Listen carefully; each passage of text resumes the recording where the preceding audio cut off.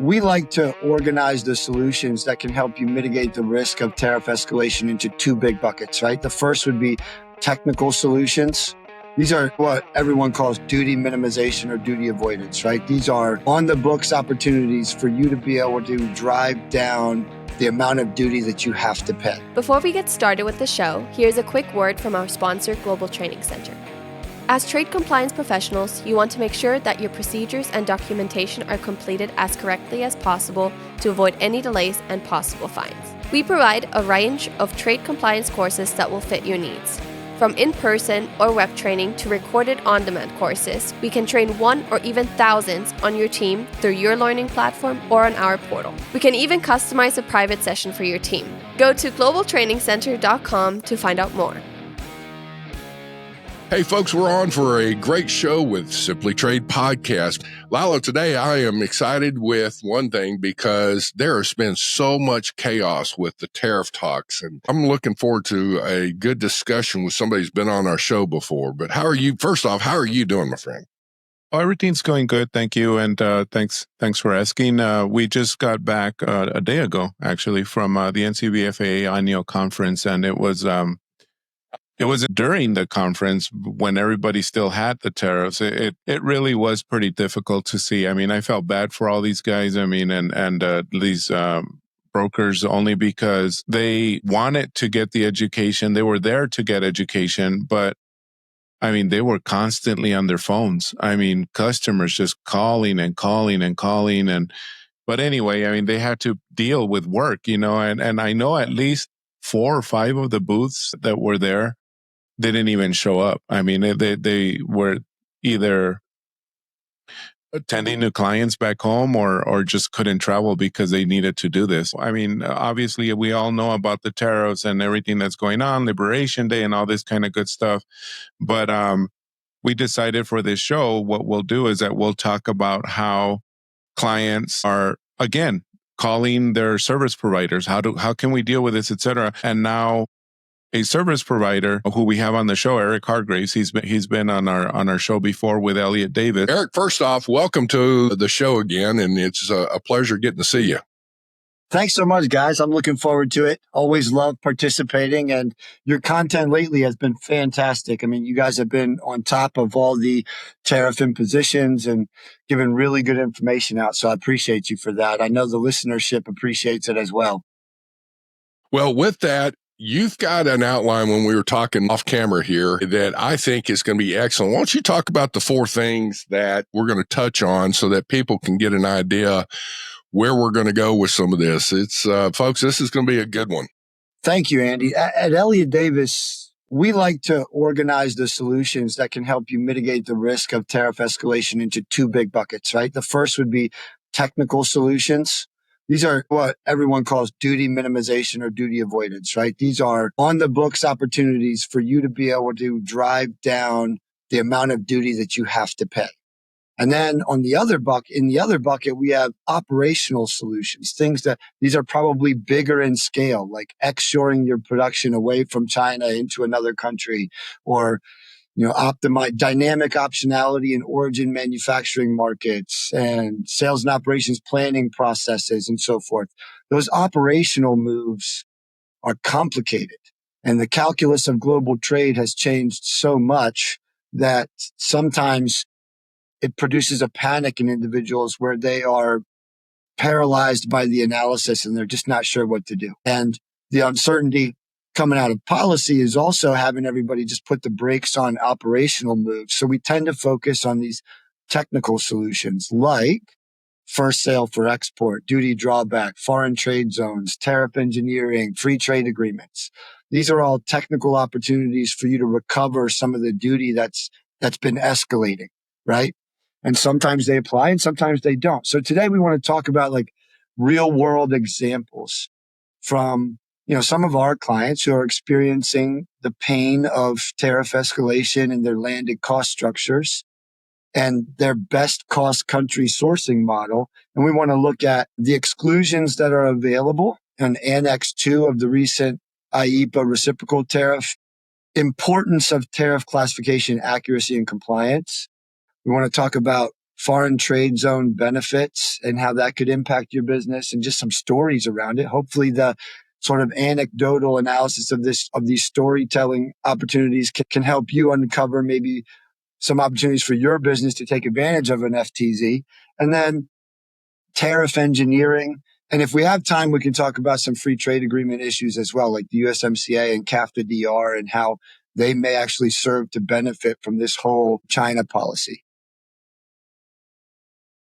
All right. Well, let's go ahead and jump in on that first one there is that you've got folks with all of the, I guess, chaos. And if you're in the compliance arena, if you're the head of some transportation and import export, supply chain and all of that, there's no doubt you're getting phone calls, you're getting emails, probably the phone calls in particular from the CEOs, from the C-suite going, what the Sam Hill's going on here? What do we do? Whatever. And you're probably like most people, you're going, man, I don't have the answers. I may have a few ideas, but it's hitting so fast.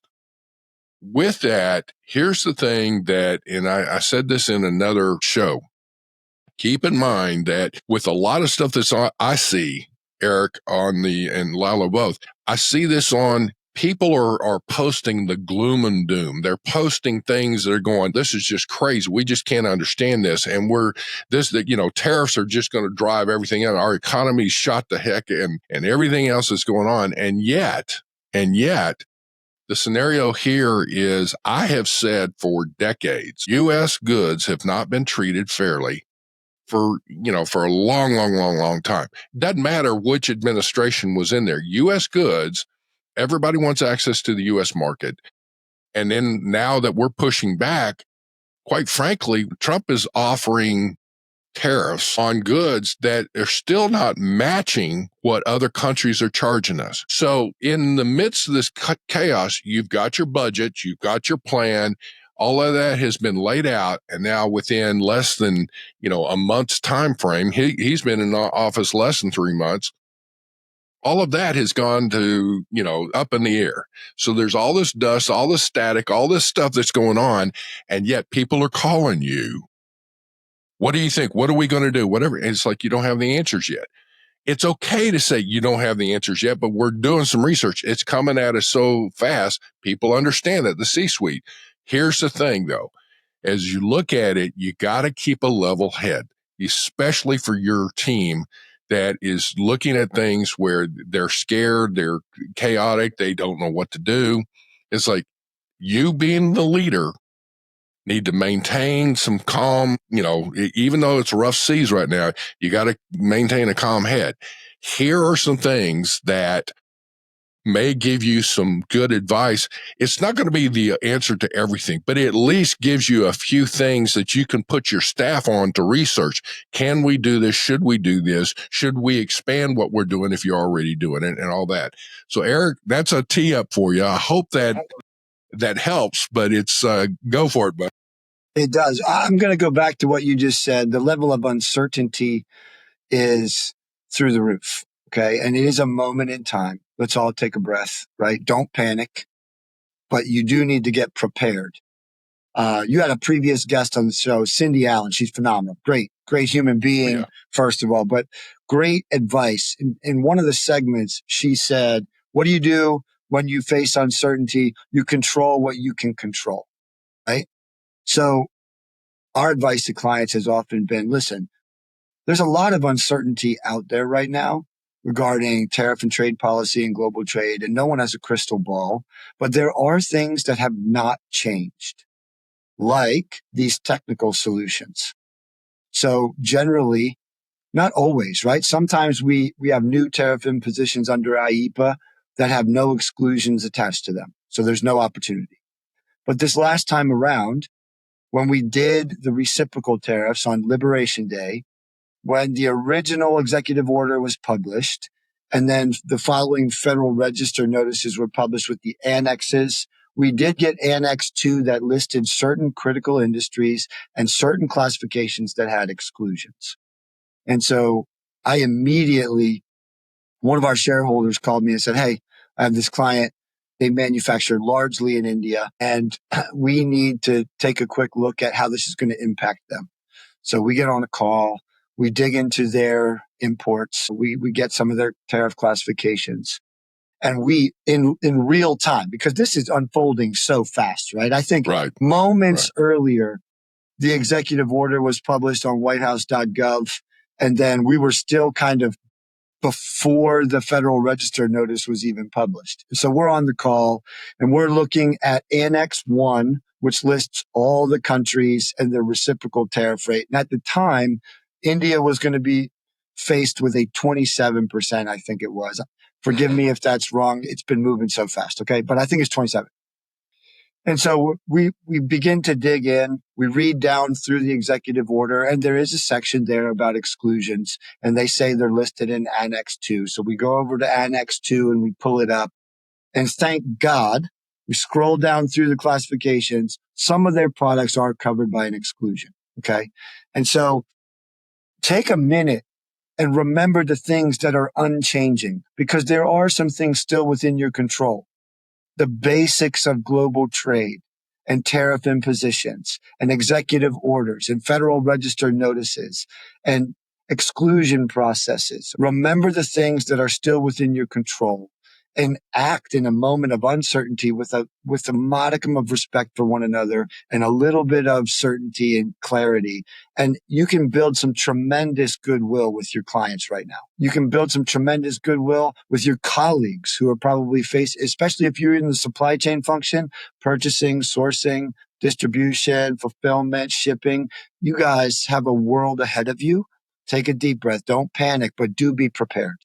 Well, and the scenario there is where you have all the stuff that's going on.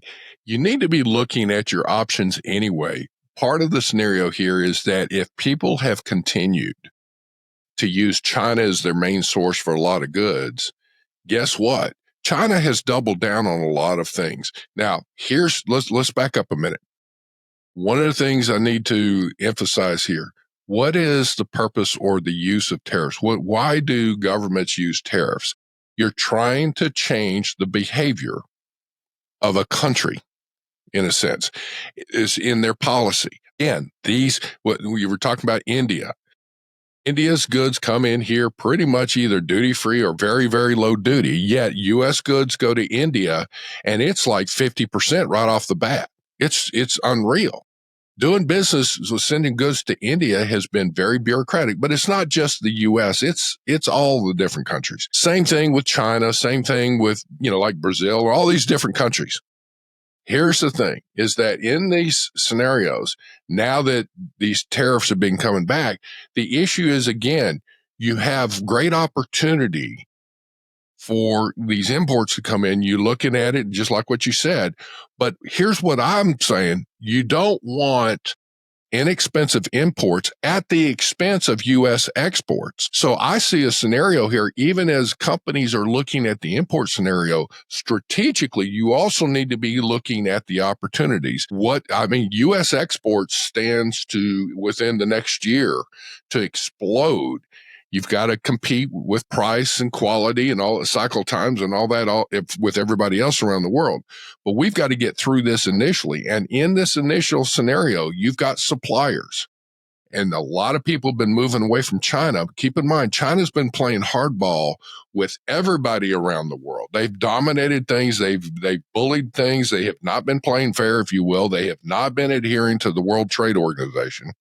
So now the scenario you've got is with the different sources. Now, to your point, your client has a source out of India. Thank goodness they have an exemption there. But the point being is, as a service provider, you're having to read this, it's live. It's right there and going through it, but you know what you're looking for. Folks, this is where you need experts in the field to come alongside you. They're not going to have it off the top of their head necessarily. It's a case where, and Eric, I guess this is where I come back to, is if somebody's got a question, they're looking at it, it's like, well, okay, you're going to narrow it from a very broad shotgun type approach and say, well, let's just narrow it down to what is it that specifically we need to look at. In your case, it was a supplier out of India, and more specifically, certain commodities that are being supplied out of there. and you were able to zero in. Probably not all of the commodities had exemptions, but at least some of them. So now all of a sudden, like you said, it gives you credibility in finding that. You find it together and you build your relationship. I love that, is where you're saying that you're helping your clients, but it helps you as well, right? Of course. Of course. And I think the value is in, you said it, the value is in the relationship, right?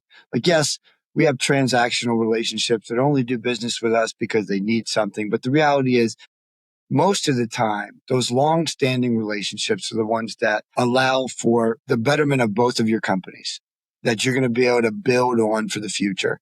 And giving good advice is just one way to help a client. It builds goodwill, obviously. And yes, we can monetize that with fees and whatever, and we can help clients. But the reality is they're in a moment where they've got really, really proficient at making a great product that the world needs. And they're helping some people who really need help with what they manufacture. Okay. It's a beautiful organization. But the reality is, at the end of the day, they've been so laser focused on product engineering that global trade compliance has been an afterthought. And this is a story for a lot of people. Supply chain compliance, risk aversion, optimization has totally been focused on just product development and not necessarily process improvement or compliance with global trading systems.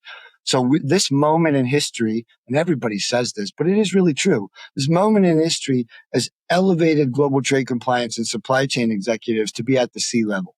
We now have to make decisions at the C level about where and when to make product and how, and what is the best opportunity for us to grow for the future. The calculus of that decision has completely changed, right? And unless you've got a trusted partner, going back to that relationship, how important that relationship is, you really don't know where to start, right? Well, and to your point, we've been talking on some things over the years, and there are companies that have done a very good job of vetting their suppliers as well as vetting the products. And in that scenario, they're going to have a bit of an advantage. Everybody's in this pot, if you will, but they're going to have a little bit of an advantage in that they have already looked at different options as well, and suppliers and what to do. If you are in a company that's gotten caught flat-footed in this scenario, and now you're trying to it's not the end of the world. Okay, so you're going to have to work through a lot of things, but that's where a good, if you will, consultant or partner that comes alongside you to help guide you through these things. Hence the C-suite. You now need to really look at things in your strategic sourcing, especially is this potential risk or not? Not only are you looking at the tariff risk now, but most people would look at it is, okay, what about the supply chain? We're going to have enough transportation avenues here and whatnot. And remember, a lot of people moved away from Asia, or at least China at one point, because the ocean lanes were so full, you couldn't get on there, and it just backed everything up. Then the ports couldn't handle the volume on the West Coast and whatnot. Then you had the scenario of the Panama Canal that had the drought, so that it cut down the frequency through there. So you're looking at all kinds of different scenarios here. Well, now this is part of it. This is tariff. You need to assess your trade relations with countries and those kinds of situations equally as you do the transportation. Yeah. All right. So there's one good thing is, like, check out your Annex 1 as well as Annex 2 and do your research, but you got to narrow it down. You can't be just trying to read everything. What specifically is it that you're trying to research? Go into it and look at that scenario, and you can write it up or have your people write it up and come back and say, at least you've got an answer on this. Yes. And go from there, right? Yes. Guys, we're at 20 minutes and we just covered one thing. We need to move on, I guess, if Eric wants to get his other 3 points on. I think, Andy, you just repeated everything Eric said, so that might likely get cut out. So anyway, I just want to say, I don't want to disappoint anybody, but when we publish the shows, we usually cut out a lot of the redundant stuff. And so just Andy, anyway, so go ahead. Okay, Eric. got it. Andy, you just said something that kind of could lead me to my next point about the importance of tariff classification compliance. Just, your tariff code is your global passport for your products, right? That's the baseline. That's the starting point. And if your supply chain team is not adept at classification, and you're at risk for negligence penalties or gross negligence or hopefully not fraud. But the reality is a lot of times companies have become so good at manufacturing a certain product with a supply partner overseas, and they may rely on the supply partner to classify goods, or they're getting their HTS classification from somebody, right? If they're not doing it themselves. And if they have not demonstrated reasonable care in that effort, they're at risk for some negligence penalties. And one of my clients experienced just that. And it's a global company. They do a really great job. They make fantastic products, but their European counterparts were the ones during product development that were establishing the tariff code. And their domesticated inventories were all classified by their European counterparts in the supply chain team. And they were, unbeknownst to the US entity, the European entities were classifying goods and putting it in the ERP system. And that was pushing through to all their automated POs that go out EDI, right? Through their ERP system. But it was the European classification from the country in which they were doing business, right? They were selling to a particular European country. So the first 6 digits were correct under the World Customs Organization methodology, but their HTS US, their US classifications were incorrect. And they had received a penalty from customs, which led to a really broad audit of all their tariff classifications, which we found out that nearly 70% of their classifications were old, like outdated in their ERP system, and that their customs broker had been like making adjustments on their entry forms to get it cleared with very little product knowledge. So now we're at the point where not only was it wrong in the ERP, but it was getting corrected, but then it was getting corrected incorrectly, and they were receiving penalties from customs. So one best practice is make sure that you're doing a classification audit, right? World Customs Organization updates every 5 years the publication and then all of the member nations need to ratify those adjustments into their own version of the HTS. It is harmonized across all those trading partners, right? But the last 4 digits in the United States are governed by the USITC, and those can be updated on almost an ad hoc basis. So you guys really need to start implementing, a classification audit program. It used to be that we would look at that once annually and be okay. Now, I recommend everybody's doing it at least quarterly, and basically whenever there's a new executive action coming out, which is very frequently, because modifications are made to the classification codes. Modifications are added to Chapter 99 that are governing all the IEPA and Section 301 and Section 232. So you need to be well versed at your tariff classification process, and you need to build a compliance program there if you don't have one today. Well, and I would say your compliance departments or whoever's handling your classification, folks, you need to be putting in some requests. You need to beef that up. Companies, you need to be looking at putting additional resources, because all of this asking questions and all that, they still have to get their regular job done. So some of this needs to come back around. So that'd be an action item to look at it to say, how much extra support do you need? Do you need to outsource it? And thirdly, is it you need to get on a frequency of validating that? All right, what's next, Eric? I'll say we had a client that this was really, really cool scenario called earlier this week. Last week we had Liberation Day.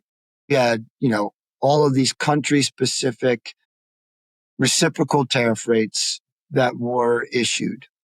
And the annex were published, and we had 57 countries with reciprocal rates. Everybody else gets 10%. And so everyone's beginning to do the calculus of global trade, which has dramatically changed. What's their landed cost going to be? What's their exposure? But in one case, we had a particular multiple cases, but the one I'm going to tell you, we had a client with inventory in an FTZ in the United States. So we have a foreign trade zone. We have inventory that's already within that foreign trade zone. And they are now looking at a couple of different countries of origin that are about to be hit with, if it was China at the time, it was 34% reciprocal. Vietnam was at 46% reciprocal. India was at 27, and then we had a few that were sort of CAFTA DR that were going to get a 10%, right? And so they're looking at their inventories, and, the CAFTA DR product was already admitted into the zone under that free trade agreement. So when they go to make that entry, they were going to be okay. They were going to have 0%. But the other products originating in India and Vietnam and China, they're looking at massive increases. When they withdraw goods from the zone, they're going to incur and pay duties at these higher rates. Right. So now they're looking at, man, maybe we should just go ahead and withdraw all the product today. Maybe we should domesticate the inventory. It's like accelerating your shipments, right? It's kind of the same idea. It's like, let's bring it all in before the tariffs actually take place. Right. And so we had a conversation about this, and I said, I don't know if I would do that, because you're going to incur this massive cash out, on It's going to say hit you your cash flow. domesticate X million dollars of inventory right now, and your next automated payment to customs is going to be really huge. Consider the cash flow ramifications of that, but also consider that this is a moving target, folks. Like, please don't make supply chain decisions based on threats like Truth Social posts and let's wait. And sure enough, they went ahead and domesticated all this inventory. And the next morning, we pulled back all the reciprocal tariffs down to 10%. And we said, we're going to give ourselves a 90-day window to negotiate. And out of that 90-day window, there may be some bilateral agreements that take shape, that eliminate or terminate those reciprocal tariffs. And so they now have all this cash out in the next, well, it's going to be certainly within 45 days, probably within the next 30 days of their next, automated payment to customs. And had they just been a little bit more patient, perhaps they would have been able to kind of see the forest through the trees and not rush into. Now, also at the same time, let's give them credit where credit is due. That might be a good decision, right? Because at the end of the 90 days, those tariffs may go back up to the reciprocal rate. It may, Vietnam may actually, at the end of 90 days, end up with 46%. So then in that case, they did mitigate the risk. I bring this up because the point of this conversation is FTZs are a beautiful way for you guys to mitigate the risk of escalating tariffs. However, in the language of the executive action in the Federal Register notice, all of the goods now being admitted into zones has to go in under what we call foreign privilege status. And there are some stipulations to that, meaning when you admit that product into the foreign trade zone, you lock in the tariff rate and the tariff classification. So even if you do some manufacturing and there's a tariff shift from one code to another and the new code is lower, you don't get the benefit of that according to the language in the Federal Register notice. You're locked in at the higher rate. So at the time of admittance into the zone, that's the rate of duty you're going to pay.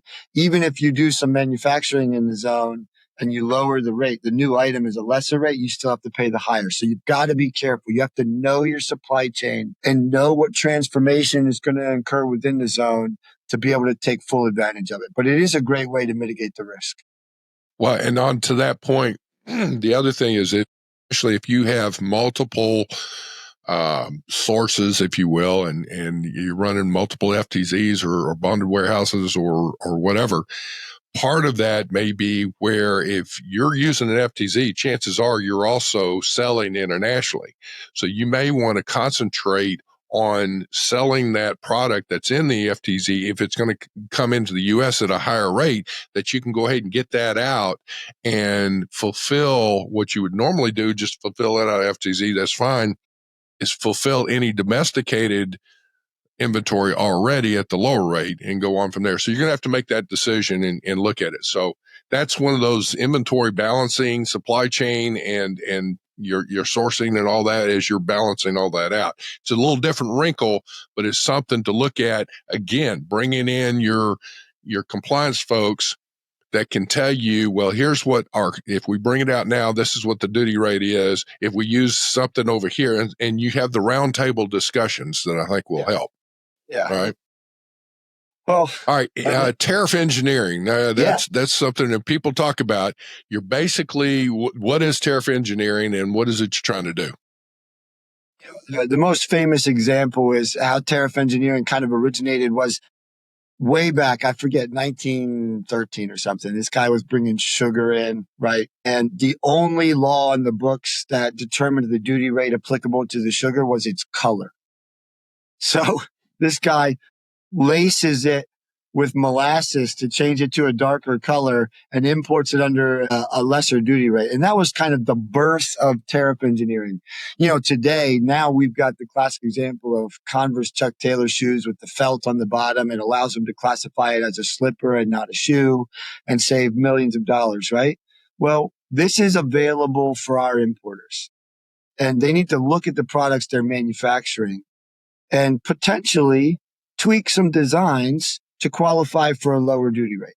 So we have a client who's involved in making, like, think of magic eraser sponges, right? And they come in at a particular duty rate. And we found, working with them, that if they could engineer a polyester scouring pad on one end of the sponge, that it would reduce their landed cost liability by nearly 12%. Now, it was more than just a tariff engineering. I think engineering the tariff, we were able to get them down to a 3 to 5% savings. But still, think about this.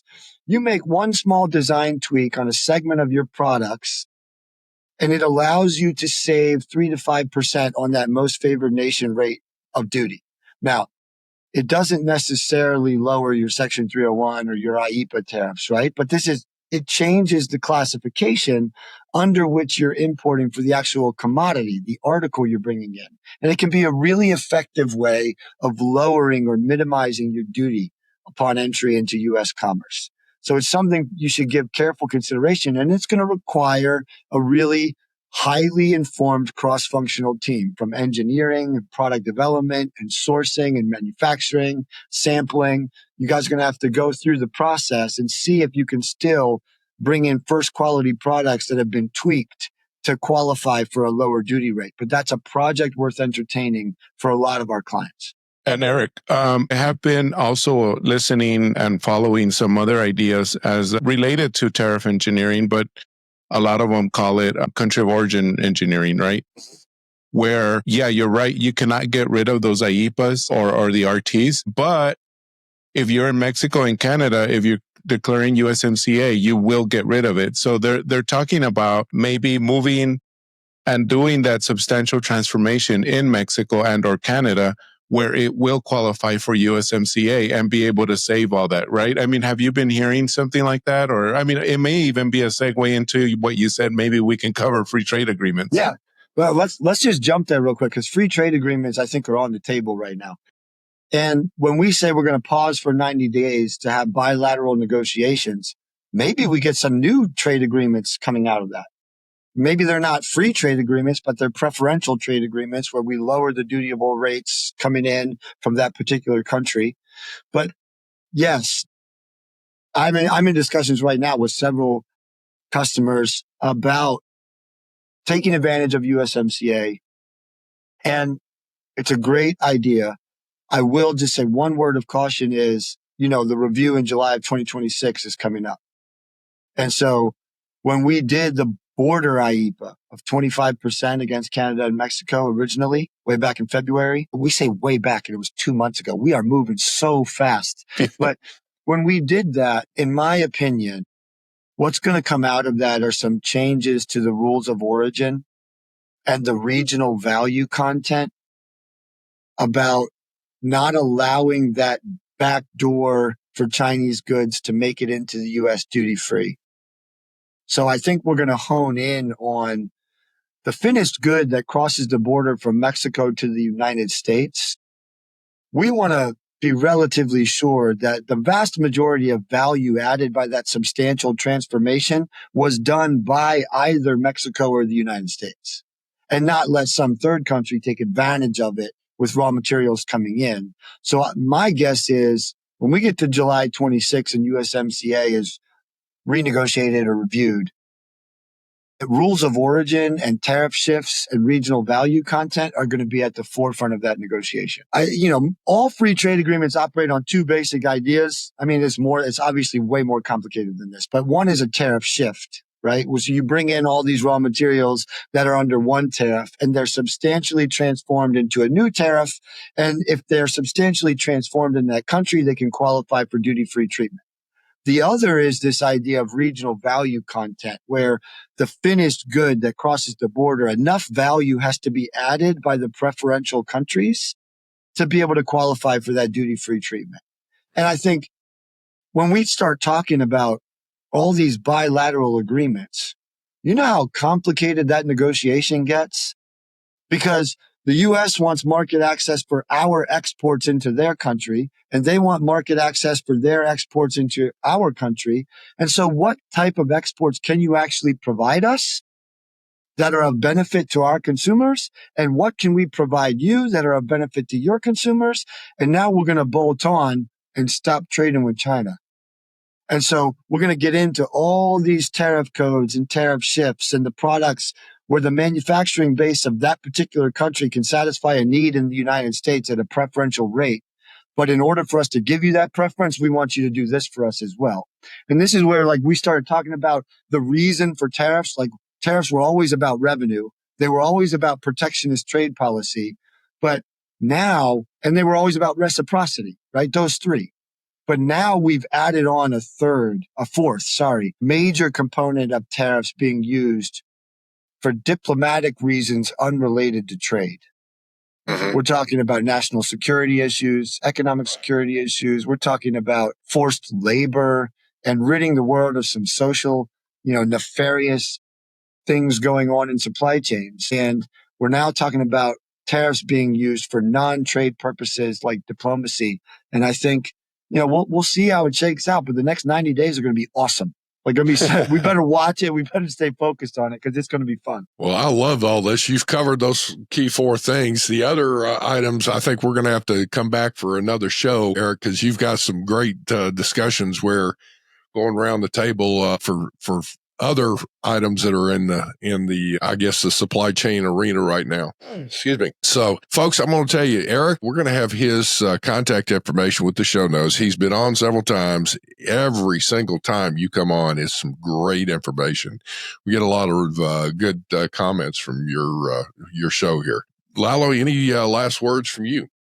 No, not right now, other than just be on the lookout for a lot of the stuff that we heard at NCBFA and actually at ICPA before that, is how they appreciate, and we've actually had guests talking about it since then, on how they appreciate and they like a support group almost, like people talking about this with other folks that are in the same situation. We have at Global Training Center, we do have a trade community that we've had for a while now, but now we're opening it up and making it more, let's say, for not just our customers that buy our training, in other words, just anybody who is in trade. So we're working on that, but listen in for some announcements on that. Every once in a while, we'll put it on the podcast or circulate it. But that's meant for everybody to go in there and talk about their situations. Maybe there'll be an expert like Eric or like Cindy inside that community as well, and they'll offer their ideas as well. So anyway, that's what we're trying to get at, and trying to help the community and the trade community probably understand and deal with this day to day, because there's no way Simply Trade, well, there is, but feasibly, there's no way we can put out an episode every time there's a tariff change or an announcement, because it's just not possible. The editing on this, believe me, guys, it's not a walk in the park.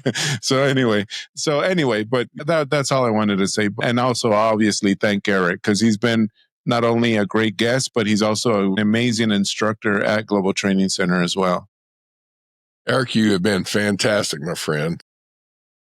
Thank you very much, guys. I always love talking with you. It's a good time. It's like talking to two old friends that understand the industry and want to help people. And at the end of the day, that's all we're really doing, is trying to help folks. So thank you for this opportunity.